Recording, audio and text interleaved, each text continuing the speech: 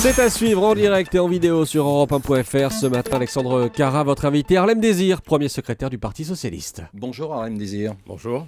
Depuis plusieurs jours, la polémique enfle autour de l'accident de Brétigny. Y a-t-il eu ou non des agressions de secouristes ou des vols sur les victimes? Il y a bien sûr une enquête sur cette affaire.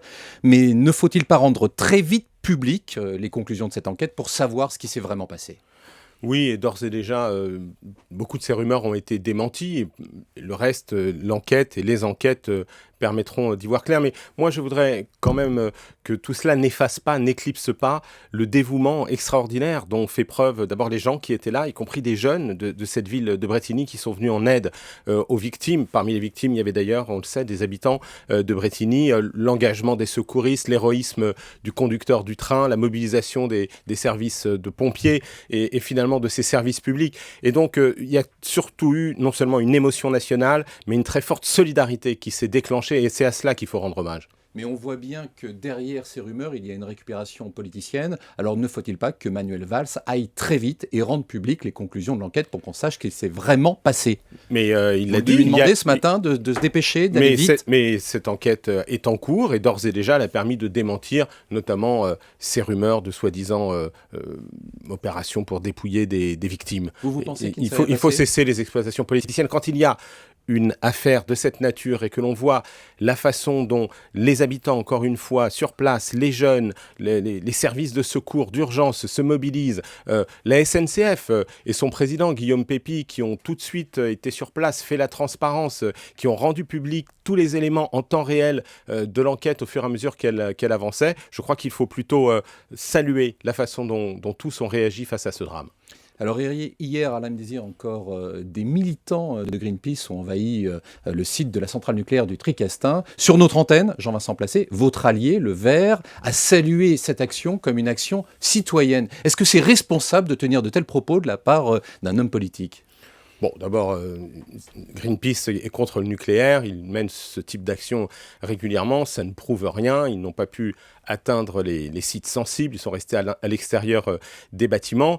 Par ailleurs, il y a quand même une enquête qui est demandée, et c'est normal, pour voir dans quelles conditions ils ont pu s'introduire dans une partie de l'enceinte de l'installation. Ont raison d'approuver ? Non, moi je crois qu'on ne doit pas approuver des actions illégales sur des installations nucléaires. Il y a un débat national qui doit avoir lieu, il a lieu sur l'énergie. Il y a un choix qui a été fait, réaffirmé par le président de la République, celui de la transition énergétique, la confirmation d'un engagement, la fermeture d'une centrale, la plus ancienne, celle qui est par ailleurs sur une faille sismique, Fessenheim, et la volonté de la montée en puissance des énergies renouvelables. Ça fait partie d'ailleurs de la vision de l'avenir que le président de la République a voulu présenter avec volontarisme dans l'interview du 14 juillet. Faire que la France, demain, soit leader dans un certain nombre de domaines, notamment le développement durable, les énergies renouvelables, où il y a des filières industrielles qui vont être créées, qui créeront des millions d'emplois et qui nous donneront une excellence environnementale et une meilleure qualité de vie. Harlem Désir, j'entends bien ce couplet écolo qui a vocation à séduire vos alliés, mais par exemple, pour cette intrusion, est-ce qu'aujourd'hui, vous êtes comme Manuel Valls favorable à des sanctions plus lourdes pour les militants qui s'introduisent dans les centrales nucléaires ? Bon, il y a des sanctions, elles sont déjà prévues. Est-ce qu'il est nécessaire de les renforcer ? En tout cas, évidemment, on n'a pas à mettre, y compris les services de surveillance et les gendarmes qui ont à assurer la protection, la sécurité de ces sites en difficulté parce qu'on n'aide pas. Et le débat, encore une fois, sur la place du nucléaire, c'est un débat démocratique, c'est un débat qui a lieu au moment des élections, quand chaque formation politique présente ses choix, et c'est un débat qui a lieu au Parlement pour savoir, notamment dans le cadre de ce grand débat de la transition énergétique, comment on va faire monter en puissance progressivement, je le disais, d'autres énergies. Par exemple, je voudrais citer les énergies marines, où nous sommes en train de développer des technologies qui feront de nous là aussi des pionniers. Voilà, c'est ça qui est intéressant. Bien sûr, Harlem Désir. Mais alors hier, par exemple, le PS a proposé la création d'un comité de liaison des partis de la majorité pour préparer le rassemblement de la gauche aux prochaines élections, aux municipales, et discuter de la politique gouvernementale, ce que vous venez de faire. Et au même moment, sur notre antenne, Jean-Vincent Placé annonçait des candidats écolos dans la plupart des grandes villes. Vous avez du retard à l'allumage, là. Moi, je l'ai dit, pour les prochaines élections municipales, je souhaite que la gauche parte rassemblée. D'abord, nous C'est sommes pas ce que souhaitent ensemble. visiblement les Verts. Mais nous allons en discuter parce que moi, je vois sur les terrains que les choses sont un petit peu différentes. Évidemment, il y a des villes où les écologistes, comme l'a dit Jean-Vincent Placé, souhaitent présenter des listes autonomes. Ça n'empêche pas qu'à mon avis, il faut continuer à discuter. D'abord parce que si la gauche était divisée, ce serait un boulevard pour la droite et pour l'extrême droite. Or, nous devons faire en sorte que les villes soient au service de l'amélioration du quotidien, de la vie des Français, qu'elles dessinent la ville de l'avenir. La droite veut juste en faire une occasion de revanche et l'extrême droite, comme d'habitude, exploiter les angoisses et les peurs des Français. Donc, moi, j'appelle l'ensemble de la gauche à discuter de la préparation ensemble de ces élections municipales parce que nous avons un modèle municipal à défendre ensemble, celui que la gauche fait vivre aujourd'hui dans les villes, qui est un modèle de solidarité, de développement durable, de démocratie locale. Pour cela, il est mieux que nous nous présentions dès le premier tour ensemble. Est-ce que les Verts peuvent vous faire perdre les municipales? Moi, je ne le prends pas comme ça. Je crois qu'ensemble, les socialistes, pourtant, à les Villeneuve-sur-Lot, Verts... c'est comme ça que le Parti socialiste l'a pris. Oui, mais moi, je dis qu'ensemble, les socialistes, les Verts, les communistes, les radicaux de gauche, nous pouvons gagner des municipales. Nous pouvons gagner de nouvelles villes. Non seulement nous pouvons conserver les nombreuses villes où les Français nous ont fait confiance et où ils apprécient nos maires et leurs équipes, mais nous pouvons conquérir Marseille, nous pouvons conquérir Avignon, nous pouvons conquérir de nouvelles villes, Le Havre. Et donc, ensemble, préparons ces échéances parce que c'est l'intérêt des Français qu'il y ait demain des équipes municipales qui aient pour priorité la solidarité, les emplois, travailler ensemble avec le gouvernement à développer les emplois d'avenir, les transports durables, nous évoquions les transitions écologiques que nous accompagnons aussi dans nos villes, le logement et l'isolation thermique des logements. Tout cela, c'est le concret. Eh bien, c'est là-dessus que nous voulons faire campagne pour les municipales. Allons sur du concret. Alors, écoutez cette déclaration.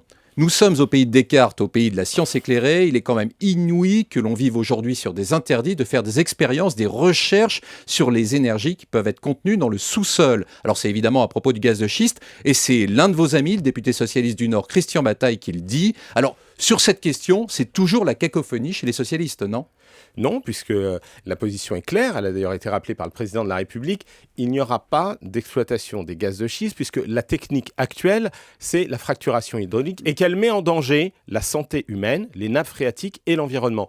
Et donc, pour le même président de la République, qui, lors de sa conférence de presse, n'avait pas fermé la porte à la possibilité de recherche, justement, sur de nouvelles méthodes alternatives d'exploration et d'exploitation. Nous sommes, comme le dit Christian Bataille, que vous venez de citer, qui est un ami député socialiste, nous sommes le camp du progrès. Et donc, la science, la recherche, elle ne s'arrête pas. Mais l'exploration des gaz de schiste, aujourd'hui, elle ne peut être faite que par cette technique, la fracturation hydraulique, qui met en danger les nappes phréatiques et la santé. Et donc, il n'y aura pas d'exploration des gaz de schiste. C'est pas ce que dit Arnaud Montebourg. Lui parle aujourd'hui de possibilités d'exploration et d'exploitation écologique. Il a émis cette idée qu'un jour, s'il y avait une nouvelle technique... Il a été un peu plus précis que ça. Il dit que désormais, on s'en approche. Pour l'avenir. Mais est-ce que ce débat ne doit pas avoir lieu au Parti socialiste ? Est-ce qu'il n'y a pas une absence de débat là-dessus au Parti socialiste ? Et par exemple, votre numéro 2, Jean-Christophe Cambadélis, lui-même est favorable justement à des méthodes alternatives d'exploitation. Mais il y a un débat constant au Parti socialiste. D'ailleurs, le Parti socialiste, c'est le lieu du débat. Le gouvernement, c'est le lieu de l'action. Mais au Parti, nous avons un débat sur toutes les questions, notamment sur celle-ci, sur l'écologie, la transition écologique. Eh bien, je peux vous dire que ce débat, il nous rassemble autour de cette idée qui est que, compte tenu de ce qu'est aujourd'hui la méthode d'exploitation des gaz de schiste, telle qu'elle est utilisée par exemple aux États-Unis, mais qui ont un territoire bien plus vaste, pour lesquels la densité de population n'est pas la même, eh bien, il n'y a pas de changement de position aujourd'hui. Mais nous voulons que le Parti socialiste soit porteur, lui aussi, de l'ambition de la transition écologique. Lors de son intervention du 14 juillet, le président de la République a dit la reprise est là. Alors vous dites c'est formidable, contrairement à la plupart des économistes. Ça veut dire quoi ? Ça veut dire que tout ce que dit le président est parole d'évangile ? Ça veut dire qu'il y a d'abord un certain nombre d'indicateurs, la production industrielle, les exportations, les embauches, la consommation des ménages, qui progressent, qui repartent. Il y a ce début de reprise. Et le président de la République a voulu tenir un message de volontarisme, un message de confiance. Nous avons besoin de lutter contre ce pessimisme. Ça peut apparaître comme de la méthode Coué parfois. Le pessimisme, il immobilise. C'est un poison. Nous devons le refuser. Moi, je ne crois pas à la fatalité du déclin de notre pays. Je crois que nous allons ressortir plus fort de la crise. Parce que fondamentalement, fondamentalement, c'est une mutation. Et donc, ce qui est important dans ce qu'a dit le président de la République, c'est que le sérieux budgétaire, le désendettement, qui sont une nécessité, ce ne sont pas une fin en soi, ce n'est pas la perspective en soi. La perspective, c'est la relance de l'emploi, du pouvoir d'achat des Français, et c'est de préparer la France de demain. Celle qui, comme je vous l'ai dit, permettra un mieux vivre ensemble. Celle qui permettra l'égalité républicaine. Quand nous investissons dans l'école, parce que c'est à ça que sert ce sérieux budgétaire, nous investissons dans l'avenir de nos enfants, dans leur égalité. Quand nous investissons dans les filières d'avenir, nous investissons dans ce qui fera de nous, de nouveau, une grande puissance industrielle. J'entends bien Harlem Désir. Mais par exemple, les chiffres des immatriculations de voitures neuves en juin tombent ce matin. On s'aperçoit que pour PSA, c'est une chute de près de 11%. Et pourtant, le président de la République, lui, dit l'industrie repart. Vous voyez pas un petit hic là ? Il y a dans l'industrie automobile encore des difficultés, nous le savons, nous ne les avons jamais cachées, mais il n'empêche que l'indice de la production industrielle, il a fait un bond de 2,5% en avril, que sur les 3 derniers mois, il a été positif alors qu'il avait été négatif à la fin de l'an dernier. C'est un travail de longue haleine et moi, je veux saluer la ténacité du président de la République et j'appelle l'ensemble de la gauche à être ténace et volontariste comme l'est le président de la République. Harlem Désir, hier, le ministère de l'Intérieur a annoncé que le projet de loi de l'immigration sera reporté à 2014.